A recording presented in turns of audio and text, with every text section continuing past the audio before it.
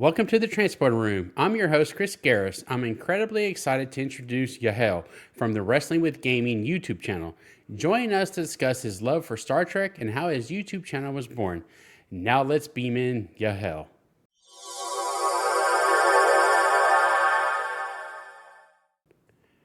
Hey, Hello. Chris. Hey, how Hey, are you doing this evening? I'm doing good, man. How are you? Oh, not too bad. I work had a meeting I had to go to after work that I'd forgot about. So, yeah, luckily somebody reminded me about it, and I was like, "Oh, okay, I guess I'll be there." Anyway, I Yeah. made it. It's all good. How about yourself? Just working, creating content, I'm assuming, or who knows? Yeah. I had to today I didn't really like do much work on the channel, but yeah, usually like my day is like a regular I try to have some structure since I'm a full-time content creator, so I try to give myself like an 8-hour day, but once I get close to putting a like the last week or so of putting a video together, sometimes it's like 10-hour days. Yeah, It depends. it's nice to get to actually meet you for more than like what 3 minutes, like we did Yeah. STLV. Because it was so, as you know, that was my first time, so it Yeah. was It's crazy. crazy the first time. Yeah, that was my second STLV, and for anyone listening who's on the fence about going, you definitely want to go. And I mean, it is expensive. Don't get me wrong, but it's doesn't have to be as expensive as I think most people assume. Like Yeah. for most people, I think the general admission ticket is more than fine, and and that's considerably less expensive than even the Copper Weekend and some of the higher tiers. Like Mm-hmm. first year I went, I got captain's chair, which is like the second highest tier. And I was like, Yeah. why did I get such a high tier? I used, I didn't use a lot of the exclusives, and I was still so far back that I had to like look up at a video Mm-hmm. wall screen anyway. So for the main theater, so Yeah. I did, again, kind of like you said, for my first year, I went ahead and I did general admission. Um, Now, having the gold might have helped with some autographs sure, this last year, but that's also, I think, it's expensive. like $1,200 or Yeah, something I like I that. I will say next year, because it's the 60th, I might go back to captain's chair. Yeah. I don't think I'll do gold. It depends how many adult beverages I've had when I make my purchase. And as you know, Chris, I can put them away. Oh yes. Well, and that's where I am so glad that I decided to go to Trek to Orlando. That was not my plan. I was going to go to Chicago, but as most of y'all know by now, I've got a another co-host named Linda Paiges, and she lives out in Orlando, in the Florida area, and our friend, our mutual friend Cassandra lives out there. I looked at the list of all the people that were coming, and it just made sense Yeah. for me to go out there. So I got lucky. Creation was willing to move my Chicago ticket to Orlando and do a bunch of other stuff. And I mean, we'll get into a few more things here in a second, but but how cool was it though? You just get to sit there that night, you, me, and Cassandra, just just enjoying ourselves, and then freaking Lolita comes in and just starts shooting. Yeah, Lolita Faggio came by, and Oh we my all god! I wanted. I mean, it was more than an hour, or maybe close to an hour, that we were all Yeah. just sitting having drinks, and before she had to run off. But Mm-hmm. yeah, and she was warm and kind as anyone could be, and Yes. really accommodating to our questions. Yeah. Well, you guys had already met, Mm-hmm. so that helped a lot. But yeah, but I mean, even like Saturday night, I also ended up drinking at the bar for a little while with Dominic, and who I had at my first STLV ended up drinking at the bar with too. Uh, and we were just like shooting a while, and a couple other Trek actors came by, and that's the other thing. They do have these smaller regional conventions like Mm-hmm. the Orlando one, and they're a lot cheaper, and you're not gonna get the same experience as Vegas, but you're still gonna get a great experience. I actually would have to say, in some ways, you actually get a better More experience. intimate experience. That's exactly the way to put it. It is a significantly more intimate experience because you don't have 20 or something, 20 to 30,000 people there like you do at STLV.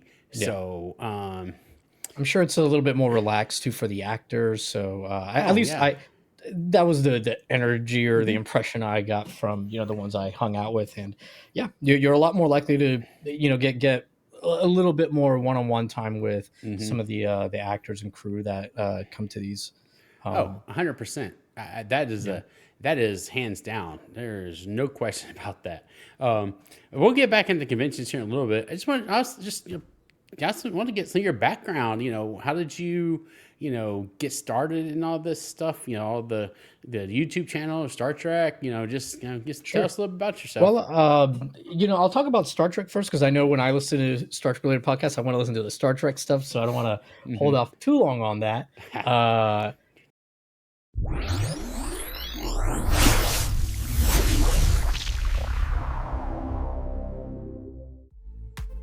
Hey friends, quick update.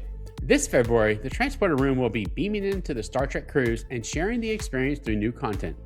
The total cost for this away mission is around $8,000. No pressure at all, but if you'd like to help the channel recoup some of that investment, the support link is below. Thanks for being part of the crew.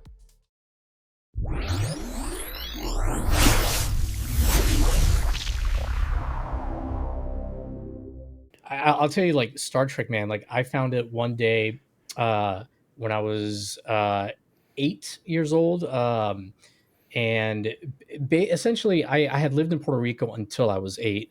Mm. Moved here. Well, my parents moved me, as you can imagine. It was not a decision I made as an 8-year-old. Yeah. I didn't have that level of pull in the family at the time. Mm-mm. So we moved to the states, and I was having a little bit of a hard time socially at school. I was very lucky. I went to a private school in Puerto Rico called American School, where you were taught everything in English.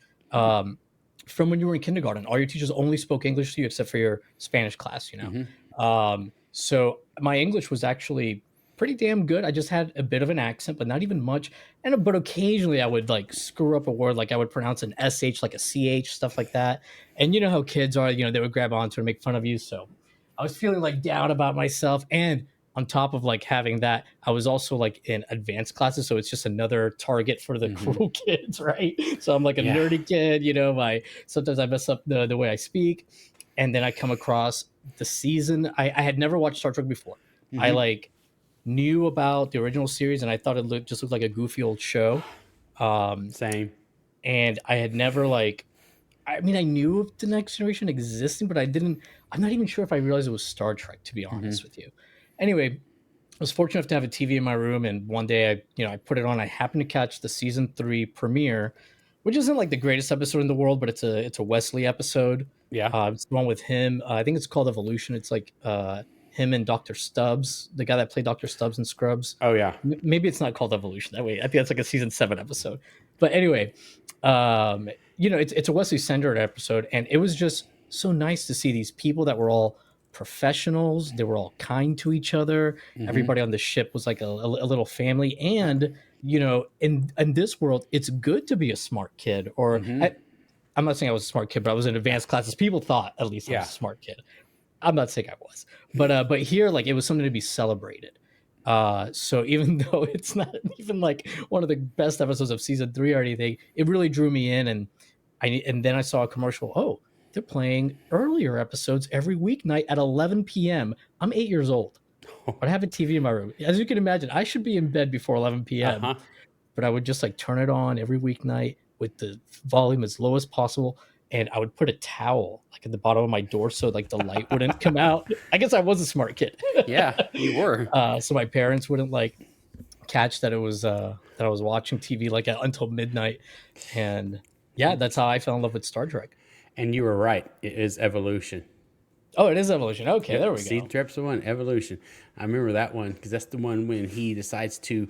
It's the Wesley lets some of his like nanites, I think's what it was. Yes. He falls asleep during an experiment, yada yada yada, and they eat the computer core. Yeah. Yeah. And it's damn it. And And I want to say they it's have to like possess data to communicate or something, I uh-huh. think. And because his experiment is, I think it's the egg or something like that. He calls it like the egg or something, and it's his. because it's something like that. But it was a good episode, to be honest with you. Yeah, it's not terrible by any Yeah. means. It's just, that season is like when TNG really starts to ramp up. Oh So yes. for that Yeah. season, I feel like I wouldn't say it's one of the better ones, but yeah, it's not. Chris, I remember when TNG ended, I read, and I think I was like 14 when it ended. And I picked up this magazine. It was like Time Magazine reviewing every episode or something. And they wrote like a little blurb about every episode. And there was an episode, it might have been Sub Rosa, that they said was like bad, basically. But at the end of it, they go, but you know what? Star Trek is like sex. Even when it's bad, it's still pretty good. I've never forgotten that. So like anytime there's like a bad TNG episode, I'm like, you know what? It's still pretty good. that's that's good enough. Oh my god. I will say at 14, I didn't have the experience to Correct. really understand the analogy, Correct. but I get Yeah. it. I get it. But you get it. That's It stuck with hilarious. me. It stuck with me though. Well, yeah. Oh my god, that's too funny. Oh, well, so now, so you got watching that. Um, then what got you into, or what made you decide to start doing your own channel? Because Well, as you said, as I introduced, you've got your own YouTube channel, a relatively large YouTube channel, in my opinion. I mean, hey, I think it's large too. Even though like there's so many, I'm coming up on 120K pretty soon. Yeah, Subscribers. So, and I'd kill to have that right now. dude, you'll get there, man. I Like, know. I mean, I I never know. thought I would get there. I didn't set out to do that. Basically, I've always been interested in video game history, and I mean, I like gaming. Don't get me wrong, but I go through my phases where I'm way more interested. But I'm always I go through my phases as far as like how many games I'm playing or if I'm gaming a lot. But I'm always interested in like the stories behind the games. Somebody overcoming some adversity to get their game finished or their company off the ground or their console produced, whatever. So I used to watch a channel called The Gaming Historian that I really, really liked. And I liked his style. It's like just like almost like a PBS documentary. It's stuff he would do. And this is like in 2015 that I was watching him a lot, and 2016 comes around, and I'm trying to find information about this thing called Bleem, which was like an emulator for your Dreamcast to play PlayStation games on your Dreamcast, Oh, which sounds insane. Uh, yeah. and so I didn't find any videos that I found like one, and I just didn't feel like it was really good. Like it felt like it was just skimming the surface. So I started doing a bunch of my own research, just looking into it. I'm like, you know what? I'm just gonna make a video about Bleem, and I had a lot of experience video editing before videos for my bands and stuff that I had grown up. So I knew how to edit a video. So I put it out there. It did pretty well. So I'm like, and I liked doing it. So I'm like, I'm gonna make another one, and then that did pretty well. And I'm like, I'm gonna make it, and it just kept going. And then it was like, I really like doing this. So like, yeah, then I was just like pumping them out. Before I used to put them out pretty quickly, but now my editing is so involved. Like a lot of 3D modeling and a lot of 3D animation for these videos now. So unfortunately, now I used to be able to put them out like every week or two, but like now it's like sometimes months between, depending on how complex of 3D scenes I'm setting up. Oh, nice. It almost reminds me of, and I don't know if you've heard of the Everyday Astronaut, Tim Dodd. Sounds familiar. Yeah, he's a space flight channel, but he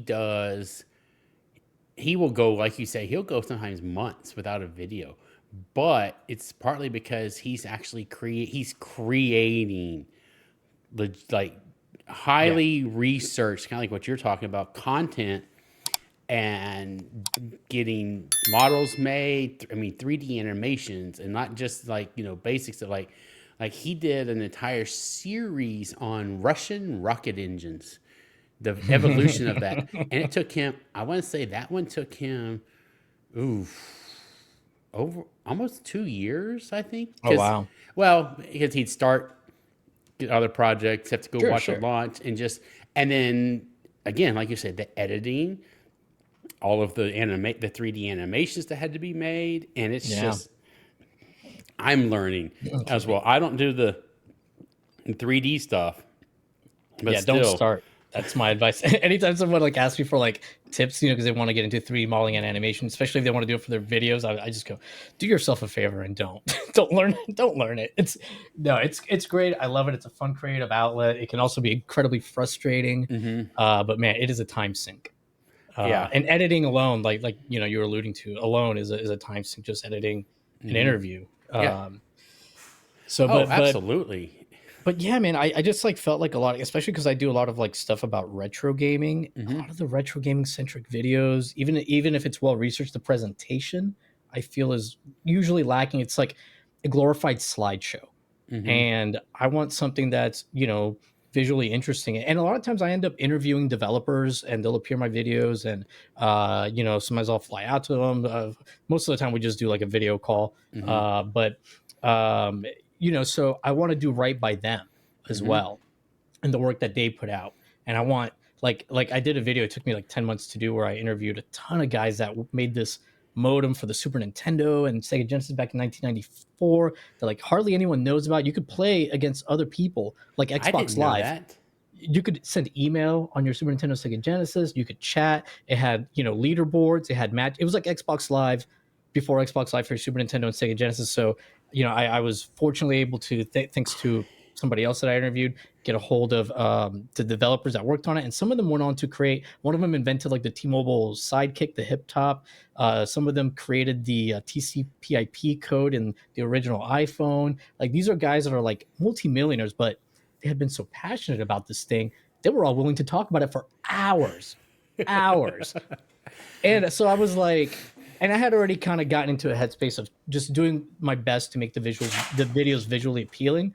But when you're also interviewing people like that they put their heart and soul into something, and you're making a video about their work, you should also, do the best you can by it. That's Yeah. my No, motto. I agree with you. That's like when, depending upon who I have on, that's why if an interview goes 2 hours, it goes 2 hours, Yeah. because they are sharing, like, that is their, like you Their said, it's life's their heart work and a lot of soul. time. It is. And when they want to talk about, a scene or an episode, or, they after they've done, like, as most of this is all Trek theme, but still we're moving into different areas now. But still, when you're sitting there talking to, I mean, an example, David Livingston, you learn that, he did this, but then after Trek, then he decided, like, I didn't know.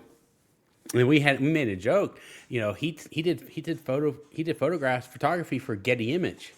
Yeah. I didn't know that, and I told him, I said, "Oh, I probably borrowed a few of your images and just didn't have a clue." Borrowed. Yeah, I said, he laughed. And he's like, "All right, borrow all you want," but when you start learning that, and he sent us a bunch of images to put in, and I really wanted to make sure that I could include, because that was his passion post Star Trek, but like you say, you want to honor, because for one, these people are giving us their time, generally for no money. Yeah. And so the last thing you want to do is do them wrong. And Exactly. I tried to be very cautious about, like, anything that gets pushed out, and if it could even potentially be like, it just gets cut. It's not worth it. It's so funny you mentioned that. So in one of my videos, I interviewed this guy who he had been like the CEO of like the biggest like video game peripheral manufacturer. Like they made the Game Shark. Anyways, and during the interview, like this guy was just like, he was a little too free with his tongue, and just like selling like all this like telling all these like industry insider stories about people that were getting kickbacks, all that stuff. I was like, I ended up like the next day when I'm editing, I'm like, I shot him a text. I'm like, hey, listen, man, I'm gonna cut out a lot of this stuff, because otherwise you're gonna be in court the next decade. Yeah, there could be. Oh my god! Thankfully, I've never had to do that yet. Yeah. I mean, there were great stories, but it was just like, I'm looking up some of these people. They're still active in the industry. I don't think we should. Yeah, no. Exactly. No, you don't want to do that. Yeah. So okay, I know you said you do your videos on the history and all that, but obviously you play gaming. You do games as well. What is your opinion on, like, if you've played any of them, the Star Trek games? Oh yeah. There's a few I really really like. My favorite is Star Trek: The Next Generation of Final Unity. Okay. It's a point and click adventure game. It was released in '94. I think it was released in between Generations and the finale, and it takes place like I can't remember the start date, but it basically takes place like right after the finale of Okay. TNG. But it plays out like it's a point and click adventure game. So like those old like I don't know, Indiana Jones, Legend of Monkey Island games. But it's really well done. The whole cast does their voice, Oh. including Major Bear, and there's a ton of voiceover work, like a shocking amount, and it plays out like if TNG did a season that was serialized, Hmm. that's what it feels like. Like you're playing like a 10-hour season of TNG. Wow. And yeah, it's so cool. Like you have to visit planets, you got to sort stuff out. There's some puzzles you got to figure out. Sometimes you got to use your tricorder. Sometimes you got to go back and look at the conversations you had with the Vulcan ambassador, 2 hours ago, because he gave you a Wow. clue. So yeah, I mean, it's phenomenal, and it was by Spectrum Holobyte. And one of the goals, once my channel started getting bigger, where I was like able to start interviewing people, I want to do a video on this, and I want to reach out to the developers, but I want to wait till the channel gets even bigger, because I Hmm. know like it's a game that not a lot of people have played, so I know it's not going to be like something that the algorithm picks up. Yeah. So and again, and I want their story to be told, but more recently, Star Trek Resurgence came out. Jonathan Hmm. Frakes is in that game, reprising him, and it's a continuation of the TNG season one episode, The Last Outpost. It's a follow Okay. up to it. Not a great Really? episode, not a great Yeah. episode, but they make a fantastic story out of it. It's set post Nemesis, and so everyone's got the black uniforms with the gray, Yeah. and like I said, Jonathan Frakes reprises his role in it, and it's fantastic. Again, it plays like you're Hmm. playing a bunch of TNG era episodes, Huh. and that one is like a Telltale game where it's more like you're making more often than not just decisions about the dialogue rather than there are gameplay elements, but it's more about the story. So if you're somebody that doesn't really like gaming, but you like Hmm. Star Trek stories, especially TNG ish ones, Yeah. it's perfect because you're just like it's like more of an interactive movie than anything. Oh. See, I hate this. I'm not a gamer. I okay. Give you a little insight on my gaming consoles. Okay. I went Atari 2600, Nintendo, and then in 2007 I got an Xbox 360. So a very Very wide gap. long, very wide gap. But you start and you start in medieval times and work your way up until you get more and more and more. Or in Star Wars, you keep on going until you get like top levels. I always played the Rebel Alliance. My buddy always played the Empire, and he usually whooped my butt. Like I when I finally fell and the map revealed, he had me just completely surrounded. I was like, Well, Chris, one of these days, maybe at STLV next year, because yeah, I have Star Trek: Final Unity loaded up on basically every computer I own. I've got it on, so I'll bring my laptop. We'll play through a little bit of heck it, yeah, just like maybe 30 minutes. No, thing, and I think you'll love it because you don't really even have to like there is like a little bit of space battles, but it's yeah, like it makes sense. It's be like every once in a while you'll get into a situation, and even then you don't have to blow them up. You can yeah. like during the battle you can start hailing them and be like, hey, you're not doing so hot, Romulan Warbird, maybe you want to surrender, maybe we can talk about this. Really? And you can de-escalate them, and Well, that and never some happened. I mean, sometimes you need to de-escalate it so you don't die. Yeah, But it's much more in line with how it would be like in with a the true Federation, Starfleet. exactly, I exactly. mean, as we both know, when you watch the show, that's the whole thing. Is Picard always would try to de-escalate. Now, if he Right. had to escalate, he would, and not just him, Cisco, all of them. Oh, sure. You Yeah, yeah. know, um, but that sounds pretty cool. I guess I have to. I mean, I always have my laptop with me when I travel, so yeah, I'll Yeah, have to load it up. it's an old game from '94, so I mean, a couple things got to be Yeah, tweaked tweaked. Yeah. to run it, but I can take care of you, Chris. Well, I'll bring my laptop and have Yeah. you play through a little bit, and you decide if Let's you see if want it's this worth in your it. life. Well, that's cool.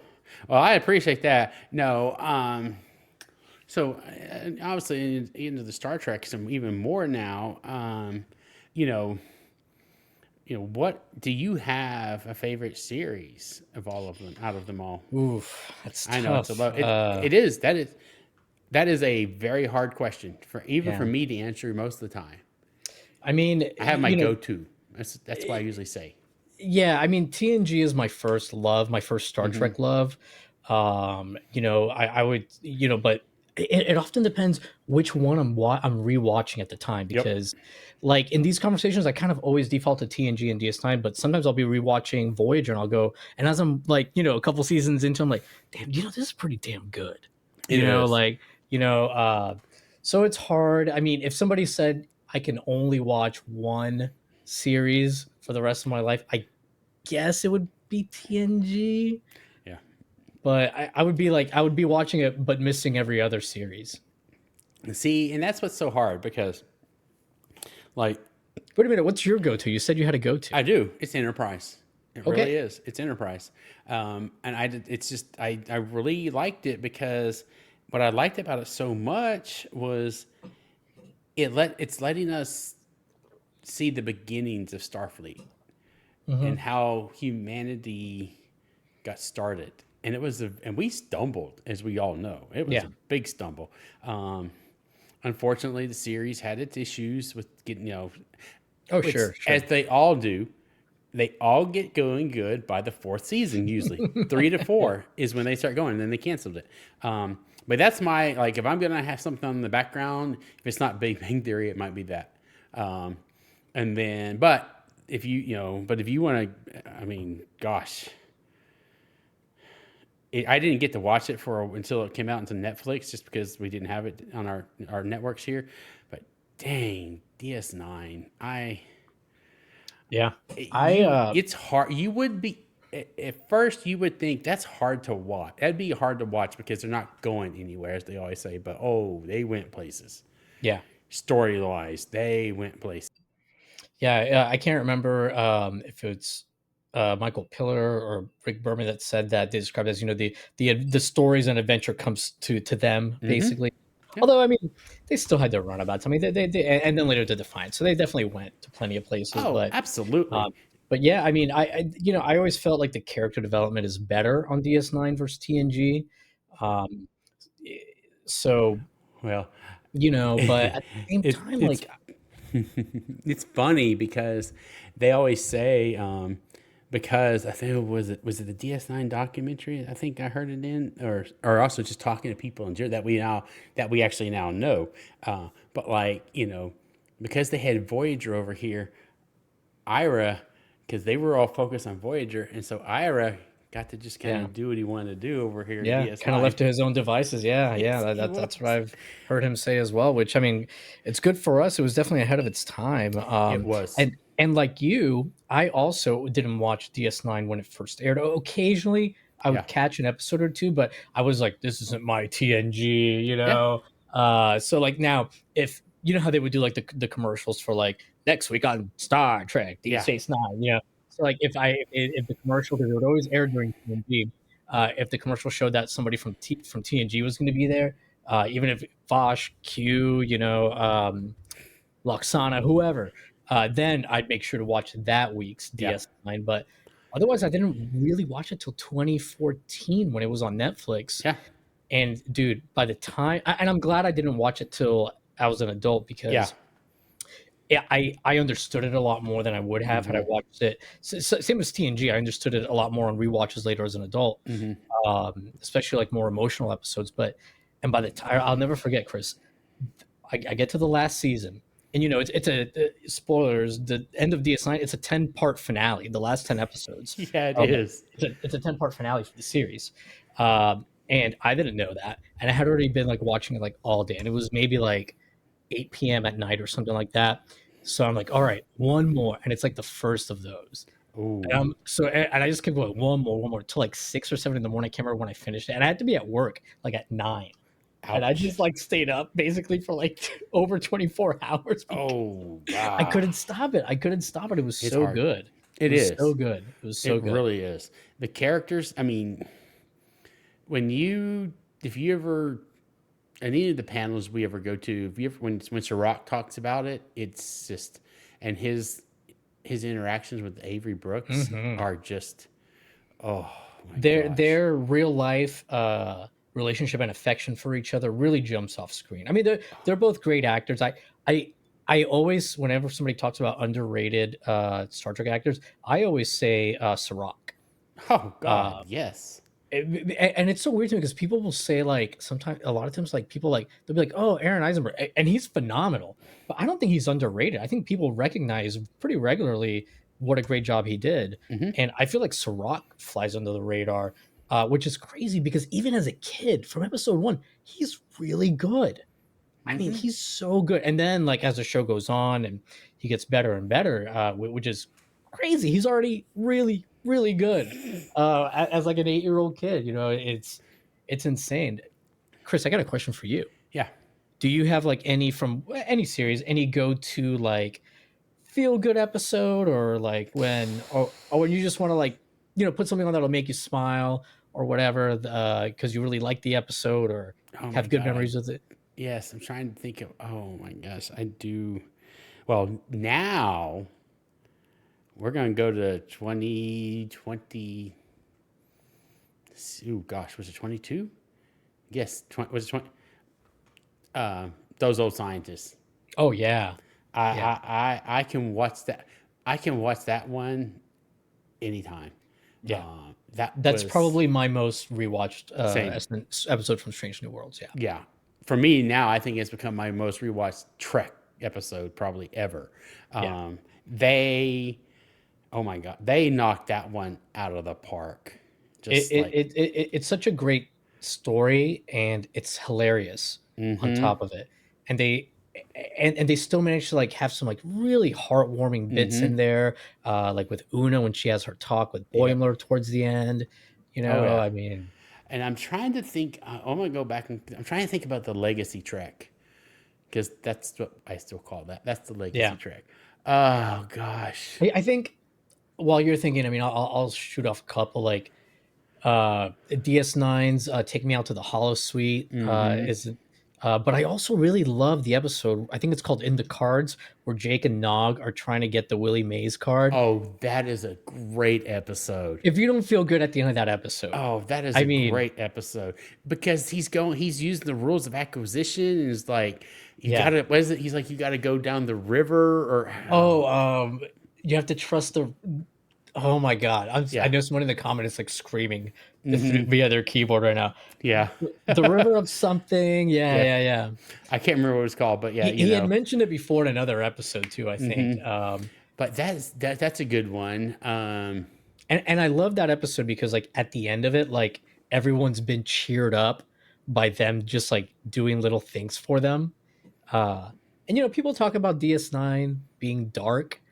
I mean, I don't think it's any darker than TNG, to be honest. And I Mm-mm. feel like a lot of its heartwarming moments are bigger and more heartwarming than TNG. So I, Now, I will say it's not a comfort episode per se, but if you want a good, like, it's again, it's another one. I think it just turned third, no, 20, 90, 30 something year, 35th, it's his 35th anniversary. Best of both worlds. oh yeah. Yeah. I mean, I don't know if you've seen, I don't know if you've seen the memes or not. Because, we all had to wait a whole 3 months, give or take 3 to 4 months to That get, was my first TNG finale. And I was like, what? And that wasn't done. Those kind of cliffhangers hardly were ever done back then. It's but and definitely not on a syndicated show. no. Well, and I love now because, it's fire. And then, yeah, wait till September. And I've seen the memes now of strange news, like, hold my beer. Because, Oh they're god, yeah, it's like years. 2 years between the end of Yeah. season 2 and season 3. But yeah, that episode. Oh gosh, I'm trying to think of TNG. I'm literally having to look because there's Oh so man. many of TNG, them. if I'm Data's Day, that's a fun uh feel good kind of episode. We just reviewed on the Seventh Rule a fistful of Datas, Yes, that's a great one. and I hadn't watched it in a long time. I'll be honest. And you know, and I'm going to leave that. This discussion will lead me to something else that I was thinking earlier when we were talking about episodes, and how they have changed. When I first watched it, I didn't really think much of it. Obviously, back in the day, have no idea. And when I saw, because we're in season 6 now, and when I saw it came up, I was like, that's another Worf and Alexander episode. Ugh. But it was actually good. It's the good Worf and Alexander episode. It is. It truly, every one of us, I'm not giving any spoilers, and by the time this thing comes out, that episode will be released. That review will be released. But was, and if you want to hear the things left unsaid, you got to become a 7th Row Patreon member. Exactly. But this was literally, like, I think the first time that I can remember when we do the Patreon only stuff for the things left unsaid.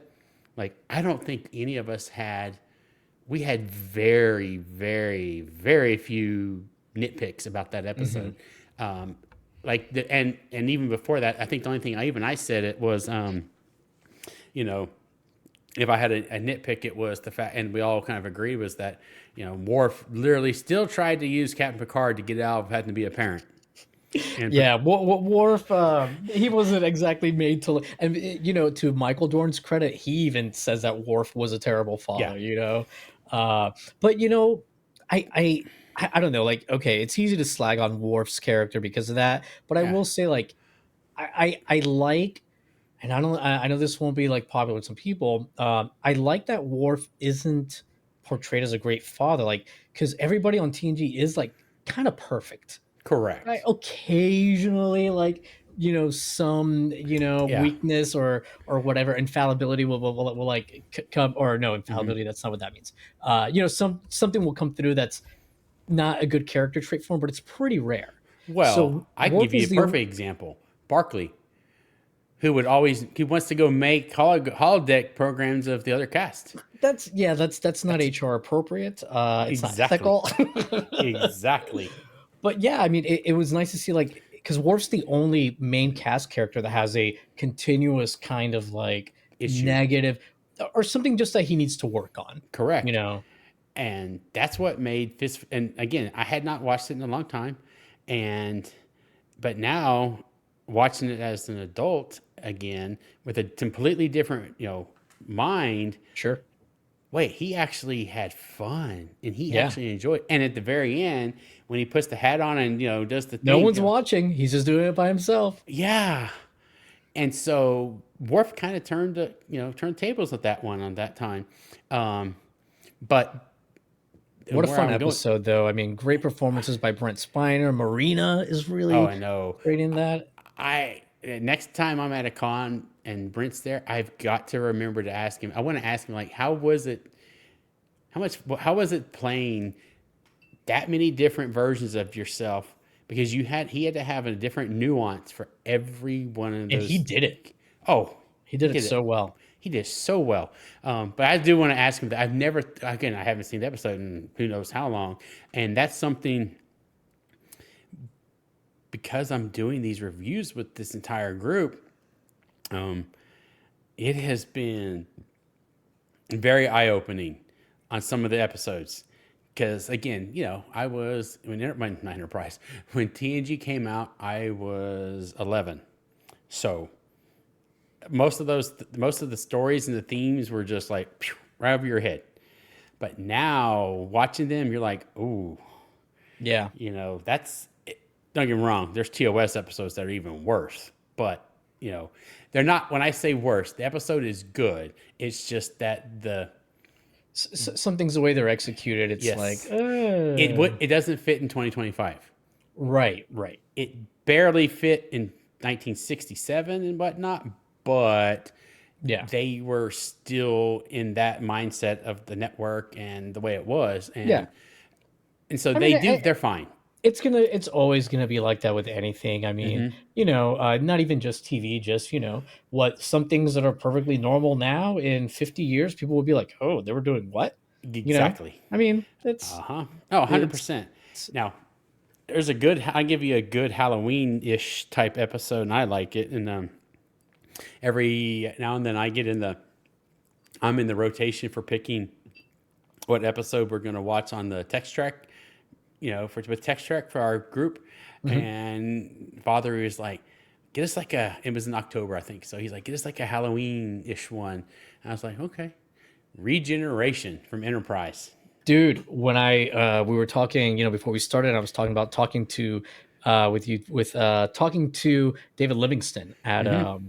STLV. He's one of my favorite Trek directors, and one of my favorite episodes that he did is Regeneration.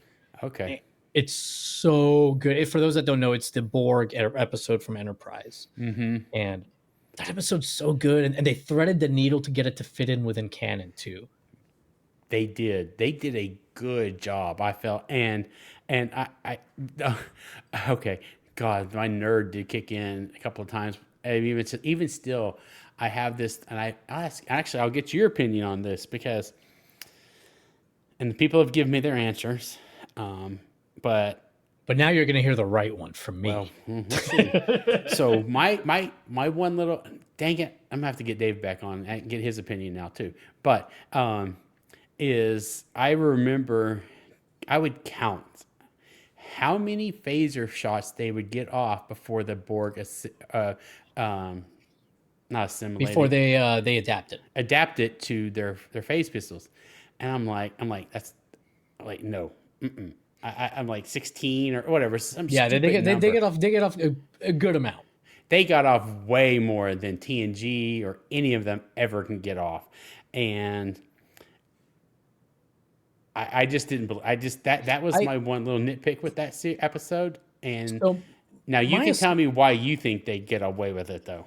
my assumption with that was always that, and I mean this is a headcanon thing, but Correct. that because these are phasers from an older time that the Borg haven't encountered, Mm-hmm. it's something that they've never had to adapt to. They're not Okay. used to adapting to something so old, so it took them a little longer. Whereas if you think about when we see them in TNG and stuff, they've already had, like, as early as season one, the Borg had already assimilated planets Mm-hmm. like in Federation space, because we see, like, Correct. that planet from the Neutral Zone episode, and Yep. that's supposed to be a Borg assimilated That's when it world, starts. right? So the Borg were already familiar with Mm-hmm. Federation type technology and phasers when they Yep. see them, at least the 24th century version. Correct. So that's kind of how I took it. It's just older. They Mm-hmm. would have adapted. They would have adapted faster had they been more familiar with that older Yeah. technology. Yeah. That's what I've heard. That's one answer I've heard. And the second is they didn't have the collective. Okay, that's fair too. Because it was just that little Yeah, group of Borgs, so they didn't have access to the entire yeah, collective or the whole, or an entire yeah. ship. I mean, To both answers are wrong. They just felt like making it more dramatic by, I well, guess, by true having them be that bullet too. sponges. But Yeah, I mean that's exactly probably what it was, but still, isn't it yeah, funny that's though how with Trek, like, because there's so many like technical explanations for things, it's very easy to, even as fans, explain anything away in a way that's like makes sense within the universe. I know it's bad, but it's so much fun. Yeah, yeah, Oh, Brothers is a good episode too. yeah, yeah. Another Uh, big Brent Spiner one. mm-hmm. I'm actually finishing up a TNG rewatch. I'm on season 7 right now, Okay. and it's amazing. Like, how every time I watch it, you pick up new things. And this time, I guess probably because I watched it. This is the quickest I've ever watched all of TNG. Okay. And there's just a lot more ongoing storylines or story beats that get picked up Mm-hmm. later on and threaded through. That, of course, it didn't feel that way when you were watching it, one a No. week. But yeah, I mean, they come back to a lot of stuff. Like, Moriarty is in season 2, and then we don't see him again till like season 5 or 6, I think, something like that. Yeah, It's somewhere because he's like like in a that. Barkley episode. Correct. Um, so Oh. it's just like Worf's brother. We don't see him till season 7, and he's Mm-hmm. mentioned like way early in the series. Um, so Oh yeah, there's another one I forgot. First Duty with I love Wesley. I like that one a lot. A lot of people don't. I never had a Oh, problem I'm with it. sorry.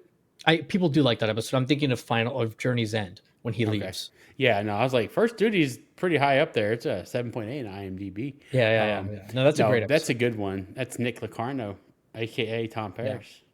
Yeah, the episode that I was thinking is because I'm not even sure if Journey's End is the right name for it. So I was thinking of the episode where Wesley's going to go to the academy Yeah, and they're Picard crashed gets on that injured, planet. and Yeah. yeah, I like that episode Eh, a lot too. yeah, it wasn't my favorite, but okay. There was a lot of discussion on Times Arrow during our group chats, and I'm like, I love Times Me Arrow. too. I, I, I know some people that hate it. I believe me, I've been in some of those reviews, and they're like, oh, this isn't the best. I'm like, I forgive them I for do their too. sin. I do too. I truly do. Oh, damn it. We could be. I'm gonna have to stop scrolling because Yeah, there's so many good ones. you. I mean, and there's a lot of fun Voyager episodes too. Oh, Like, a lot of the most of the Borg ones are great. oh yeah. You know, Tinker Tenor Doctor Spy is a great one if Hmm. you want to have like just a good time. Oh yeah. Um, So yeah, I just came Voyager's across great. two more TNG, and then we'll have to move on to something else. But Relics is awesome. Yeah, Scotty. yeah. Um, and then it wasn't until honestly we just reviewed it, and it was really the first time. I don't know why it dawned on me. Um, the episode's True Q, and it really. I mean, I've always enjoyed Q. I really have, but this one, True Q, really showed how how much of a disregard the Q continuum, or at least our Q, had for human life. Period. Like Yeah. I'm just gonna. Oh, there were some nitpicks on this one, Well, and I never realized how much of a, I hate to say it, how of an ass he was. but you know what? And I don't disagree per se, but Correct. one thing I also had a problem with that episode is like he is both portrayed in that episode as being as easily disregarding human life, but he Mm-hmm. also tells Picard that the Q Continuum just wanted to kill her, and he's the one that like convinced him to like test her basically. So Yeah. he's also like trying not to get her killed, but Yeah. and sometimes I wonder like the way Q is written, like it's almost like Q wants Picard and the people to think he doesn't care. Yeah. Sometimes I feel like it's some of it is that like Q wants True. them to think he doesn't care, But he and does. and I think like yeah, he actually he does, and I mean it's probably more of a retcon, but especially with the way Q is with Picard in season 2 of Yeah. Picard, I was where you. That's where I was going next because where he Q finally says, "Hey, you matter to me," and gives him a big yeah, hug, like I know that's you like know. so odd, but so good. But yeah, you want to talk about Voyager? Yeah, I mean, it's I like it. I just haven't watched it nearly as much as other series. We'll Yeah, see. I mean But the I love Voyager too. I mean, there's for me Voyager. People like will sometimes complain about its early seasons, which I think it's weird because I feel like it didn't have the curse of having like really bad first couple seasons. no, not Um, really. I do think it got better, but to me, like Voyager never hit the lows that TNG hit. I don't think No, I don't. it I quite agree hit with the you. highs I either. But I think I can't think of like a season like if somebody was going to be like, okay, I'm going to start watching Star Trek Voyager as my first Star Trek, I'd be like, well, that's crazy to start there, but fine. Yeah, I wouldn't be like, well, okay, don't watch season 1 and 2. Whereas if they were like, I'm going to no, start with TNG, I'd be like, go to okay, three. maybe start with 3. Yeah, exactly. I would never say that with Voyager. I think you can Yeah, watch it from beginning to end, yeah, no questions asked, and even DS9 personally yeah. Season. within reason. I mean, yeah, the DS9's first 2 seasons are way better than TNG's first 2 seasons, in my Yes. opinion. But yeah, but to me, like Voyager, like the quality, if anything, it was just like consistently above average for me, but maybe didn't hit like that super high echelon that as often as TNG did. Of Not like, at the beginning, but they got there. yeah, They always got there. oh, there's still some amazing episodes like Timeless. Mhm. Is a great one. The Harry Kim time travel one. I actually like the finale for Voyager a lot. I just I wish do too. it didn't end so abruptly. Yeah, I love the 37s. Oh yeah, that's another really good one. Yeah. That is a great episode. So And what I love about it was because Tom somehow knows how to start a 1930 something Ford Very pickup. convenient for them to have a guy obsessed with the 21st century or whatever, right? Yeah, 20th century vehicles and knows what gasoline is. This weekend, I watched the Voyager doc with a friend of mine, and it just really hit me again. It's like, man, it after working with first off listening again to the Voyager panel at STLV. Oh my God, that it is hands down. Kate Mulgrew, if you happen to watch this, which I know you probably won't, but still, you are the captain. Yes. Period. Of In, I mean, like, in the show and in real life. oh my God, it Yeah. showed. If anybody was at STLV and you did not get to see that panel, go find clips that you can find. Yeah. I actually posted, I think, some technically some places, but oh my God, she was in command of that stage. Mm-hmm. Yeah.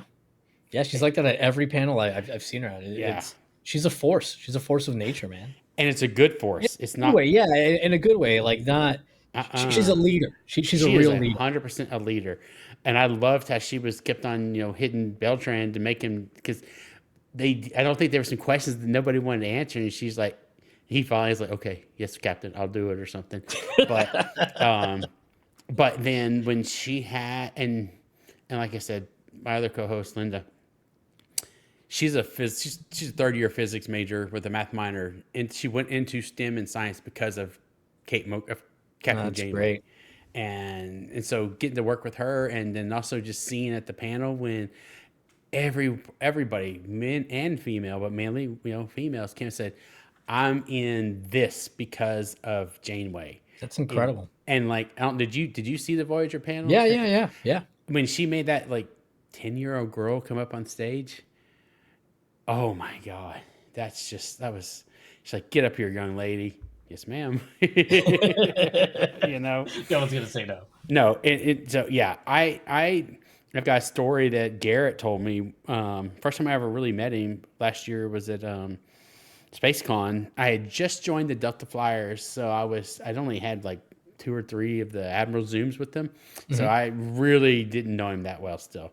But I was at his table that evening. As luckily as when the cons start getting when it's get later, the lines get shorter until there's nobody there. So we were all just sitting there shooting the bull for like about an hour. He told me stories about the reactions that people had to caretaker um, with having a female captain, basically, and it was just like, oh my God, this just it blew my mind.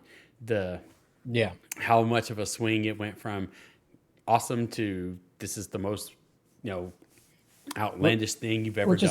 Which is so wild. Like, I mean, Yeah, I was really excited that they were having a female captain, yeah. like because it was like so different from what they had done before. Like, and you would think like, as I mean, like it's hard, especially if you really get hardcore into Star Trek, to not walk away with learning a bit Mm-hmm. from it and having a greater understanding and Oh, openness to other people and ideas. And it's I'm befuddled because yeah, I've heard him and other members of Voyager talk about that. Like they talk about it in the documentary a yeah, bit, and it's weird to think that like there's Star Trek fans that were like against just because yeah. she's a woman. Mm-hmm. I, I it's weird. I don't know how someone could be a Star Trek fan and have that mentality. Like it's so weird. It's so weird, and it's not like TOS was like I never forget when people are like, oh well, they wouldn't have done XYZ thing or been so blunt back in the day. I'm like, well, in TOS, not William Shatter, Captain Kirk tells that guy during Balance of Terror, leave your bigotry at your quarters. It has no place on Mm-hmm. the bridge. Like they weren't exactly subtle like in No, TOS. You have an no. episode with literally half black, half white aliens. I mean, Mm-hmm. I don't think subtlety was their forte, but Oh God, no. I'm I'm so looking glad for. though that There it is. it ended up they ended up going through with having a female captain, especially after the whole like Jean Pierre thing Jean Pierre debacle. Bijou. Yeah, I'm getting better at saying her name yeah. finally because I've had to say it a lot. Jean-Pierre Bijot. Yeah. I had to. You were talking about episodes and and how, and I'm not going to go into the depths of this but one episode that in TNG that was ahead of its time and they did what they could do, which was the host. Mm-hmm. And I've already said it. I've repeated myself. I've said, explain my reasons why it was a good episode. I had not thought about it until I watched it. It was my third watch when I was preparing for my review. I was like, oh, that's what they're trying to say at the Yeah. very, very end when the host changes gender. Yeah. Yeah. Never Yeah. even, 1991 when it came out. No, I had no And it's freaking clue. pretty blunt what Beverly says, because Beverly basically says, perhaps it's a failing in humans that we can't Yeah, love as freely and openly. yeah. Someone was like, I mean, they're being pretty blunt and upfront. But I mean, when I first watched it as No, a kid, exactly. it kind of went over No my head clue. too. But I will say the Outcast didn't go over my head as a kid.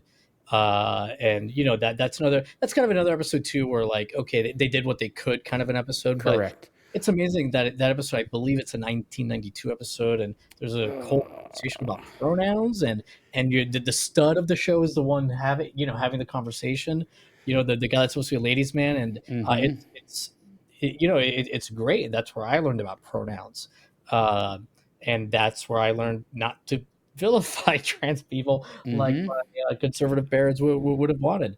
But yeah, I mean, there's so many like just great episodes. And see, earlier when I said, well, if I had to only watch one series, it would probably be TNG. I would even say I'd do Voyager before DS9, because Mm-hmm. with DS9, it's so good, but it gets like so serialized at one point and so about the Dominion War. True. There's not as many little like morality plays and as many little lessons. And I do like my lessons in Star Trek. Oh, absolutely. I'm trying to find what year that one came out because we've already reviewed it, but I know I missed that one. No, I did not miss that one. But anyway, yeah, it. I was surprised when I was when we were doing the review and talking about. I didn't realize that Jonathan Frakes wanted it to actually be a man. Yeah, yeah, I had no clue. Did not realize yeah. that. and Which was and amazing. in a weird way, it ended up being inadvertently more progressive in a way, because it ended up becoming a trans episode, and then at the end they still kind of loop around and make commentary about conversion therapy at the end, Mm-hmm. basically. So Yeah, in a way they 92. yeah, they just still found a way to tackle some other Yeah, heavy stuff. So yeah, in 92 you just didn't really no. Mm-mm. see that kind of stuff You on couldn't. TV. The networks wouldn't have allowed it, Yeah. and so, um, but oh my gosh, well, man, we could sit here and talk for more than an hour, Yeah, but I don't think we I will. can talk Trek all day and night, as you know, as we talked a Same lot of here. Trek over the weekend. Yes, we uh, did. So I'm gonna give you my last question. sure. Standard question. Um, what piece of Star Trek technology do you wish existed today? See, I knew you were going to ask this I know question, you Chris, did because because I you ask it ask every it time. every time. I know everybody always says either the replicator or the transporter. I know that's what everybody. I think. Usually replicator. Yeah, I would go with replicator. I know people are afraid of the transporter killing them. Yeah. You know how I know the transporter doesn't kill you? Hmm. Because the TV show says it doesn't. Mm. Uh, we see Barclay fully conscious the whole time he's Crew. beamed, and even in Picard season 3, Geordi talks about what he was thinking about while he was being beamed onto the Mm-hmm. Titan. So Yeah. in real life, it makes no sense that it doesn't kill you, but as far as the show is concerned, it Mm-hmm. doesn't kill you. So, but no, I mean replicator for sure. Yeah. Replicate yourself a transporter. Yeah. It'll be in a lot of little parts, but yeah. Yeah. Get some dinner. Well, replicator would just solve so many problems. Yeah. It really would. So And I did not think about that when I second time I asked that. Some people said transporter, awesome, great, warp drive, obviously, yeah, duh. But I don't remember if it was Katie Nicolau or T.J. Jackson Bay they were the first ones that said I think it was Katie. She said replicator, and I was like, huh? And then she explained it, and I was like, oh. Yeah, it solves a lot of problems. It does. And Why would I go steal something I can just exactly replicate right here? Yep. So no, you're right. And so yeah, you think about medicines, just all the stuff that it could do. But we're not gonna get into that because that could be a whole another hour. Bourbon. Yeah, exactly. Well, it can only make. Ooh, Linda and I are doing a new series called Trek Tech, and want to replicate. We're gonna have to realize if we can actually make it replicate the real stuff. Worf does. Worf makes it replicate the real stuff. He does it 2 times I can think of, or maybe it's just one. But remember the episode Up the Long Ladder? I think it's the one with the Irish colony. Yes. Or whatever, and there's a bunch of stereotypes. He replicates real whiskey for the guy. Yes, and that's right. I forgot he did. And yes, I remember the face he made. You're right. Or he replicates like real Klingon. A Klingon alcohol. A Klingon, yeah. And I think Data replicates real alcohol in the season 1 episode where it's like those 3 people that were frozen in hibernation or frozen. Yep. Yeah. Mm-hmm. Correct. So we're good, Chris. We're going to be able to get real alcohol. Don't worry. Yeah, we will. Cool. All right. Well, Yahel, thank you for your time tonight. And thank you for having me. Fun talking. Oh man, this was so good. Yeah, it's cool getting to talk Trek with you, man. I appreciate the invitation. You're welcome. All right. I'll talk to you later. Have a good night.